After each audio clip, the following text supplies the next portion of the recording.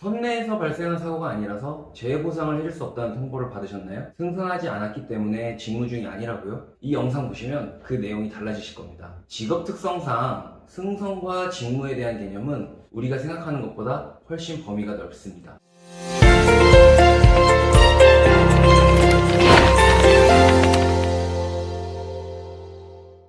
안녕하세요. 호유법률사무소의 박성원 사무장입니다. 이번 시간에는 좀 무거운 얘기를 해야 할 것 같은데요. 해상에서 힘들게 고생하시는 우리 선원분들을 위한 재해사망 보상에 대한 얘기입니다. 국내 또는 해외로 어선이나 선박을 타고 나가 일을 하시다 보면 아무래도 지상에서 일하시는 분들보다는 육체적 피로감과 스트레스가 많습니다. 또한 안전사고도 빈번하게 발생을 하는데요. 바로 판례부터 살펴보겠습니다. 첫 번째 판례는 국내 선원 재해사망인데요. 사고 내용을 간략하게 설명드리자면 선원 A는 선박 소유자 C와 선원 근로계약을 체결하였고요. 근로계약 체결 당시 제출한 건강진단서상에 특별한 병명은 없었습니다. 선박에 승선하여 근무하던 중 몸이 안 좋아 인근 병원에 가서 진료를 받았는데요.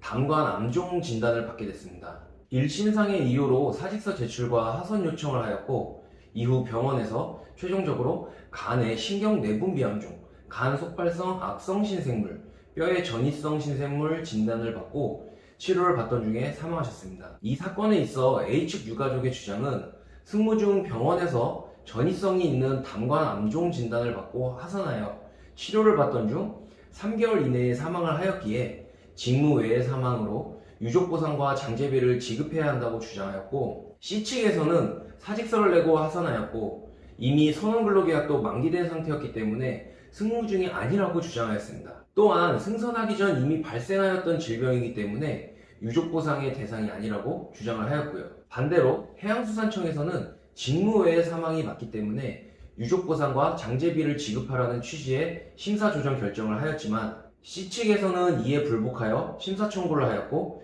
이 또한 기각결정을 받게 되는데 결국 소송으로 진행이 됩니다. 선원법 제94조, 제99조 상항 직무 외의 원인으로 인한 재해일 경우 3개월 범위 내 요양에 필요한 비용을 부담하고 그 3개월 요양기간 중 사망한 경우에는 유족보상을 하여야 한다고 정하고 있습니다. 질병 진단을 받고 하선하여 치료를 받던 중 한 달도 채 되지 않아 사망하였기에 유족보상에 해당이 되는 것이었죠. 또한 이게 과연 승무 중 질병의 발생으로 봐야 하는지 여부인데 C측에서는 질병이 배에서 구체적으로 발생되어야 한다고 주장을 하였지만 법원에서는 승무 중 질병의 발생이란 해당 질병이 승무 중 비로소 인지 내지 확인되었음을 의미한다고 보았으며 선박 소유자가 그 질병이 승무 전에 발생하였음을 증명하지 못한다면 승무 중 발생한 것으로 인정해야 한다고 하였습니다. 장제비 관련해서는요.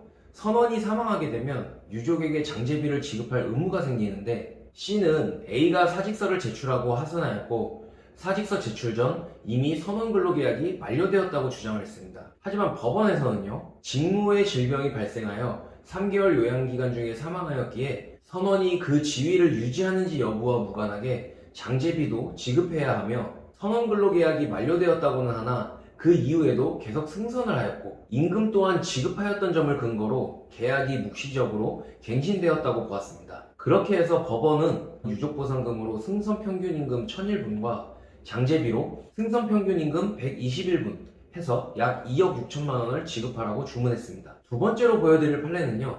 해외 취업 선원이 직무상 사망 여부로 1심, 2심까지 갔다가 대법원으로까지 올라가게 됐는데 결국은 선원의 손을 들어준 사건입니다. 해외 선박에서 근무하던 A는 외국 항구에 기항하여 일시 정박하던 중 선원들과 하선하여 저녁 회식을 하러 노래방에 갔다가 선장과 함께 택시로 귀선하는 과정에서 교통사고로 사망하게 되었습니다. 선박 소유자인 C는 사적인 모임에 참석하였다가 발생한 사고이므로 직무상 사망한 경우에 해당하지 않는다고 주장을 하였는데요. 이 사건의 쟁점은 직무상 사망과 직무 외 사망에 있어 유족보상 금액이 현저히 차이가 나기 때문에 과연 직무상에 해당하는지에 대한 판단 여부였습니다. 법원에서는 직업특성상 승선과 직무에 대한 개념은 우리가 생각하는 것보다 훨씬 범위를 넓게 보고 있습니다. 선원법에 규정된 승무란 기항지에서의 상륙기간, 승선, 하선에 수반되는 여행기간을 포함하며 법원에서는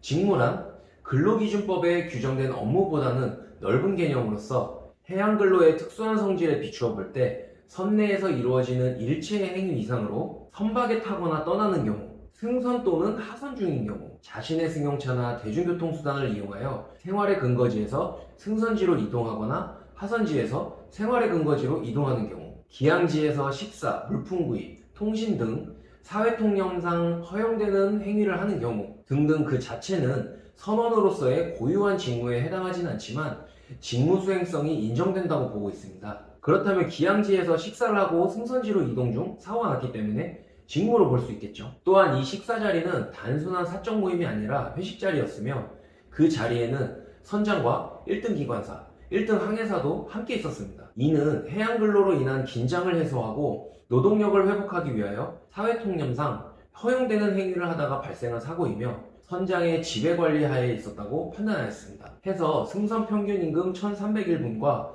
특별보상금 4만 달러, 그리고 장제비로 승선 평균 임금 121분, 해서 총 21만 7,074달러, 원화로 약 2억 7천만 원의 재해보상 지급 판결을 받았습니다. 자, 이렇게 선원재해 사망 관련하여 유족보상금과 장제비 관련한 두 가지 판례를 보았는데요. 지상에서 근무하는 분들을 위한 산업재해보상보험법이 있듯이 선원법, 어선원 및 어선재해보상법, 그리고 해외 취업 선원재해 보상에 관한 규정들이 있습니다. 자, 유족보상은요, 선원이 직무상 부상이나 질병으로 인해 사망했을 경우 유족에게 승선 평균 임금의 1,301분에 상당하는 금액을 보상한다고 되어 있습니다. 직무 외의 원인으로 사망했을 경우에는 1,001분에 상당하는 금액을 보상하고요. 직무 중이냐 직무 외냐에 따라서 유족보상이 300일이 차이가 나기 때문에 이 부분에서도 면밀히 검토하여 직무 중에 해당이 되는지도 확인해 보는 것이 좋습니다. 장제비의 경우는 동일하게 승선 평균 임금의 121분에 상당하는 금액을 보상하고요. 아래 더보기란에 저희 포유법률사무소 카페나 블로그 링크를 통해서도